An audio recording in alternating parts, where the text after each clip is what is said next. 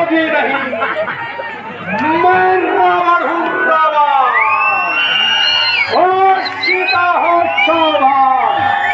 अब तुम मेरे कब्जे में है।